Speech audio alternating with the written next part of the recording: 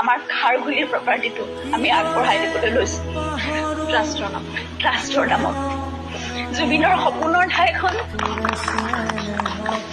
তেওঁৰ নামত হ'বলগীয়া সমাজৰ সংস্কৃতিৰ আৰু তেওঁৰ উপাস্য প্ৰকৃতিৰ বাবে ভাল কামত ব্যৱহাৰ হওক, নিয়োজিত হওক, আমি সেয়াই আশা কৰিছোঁ।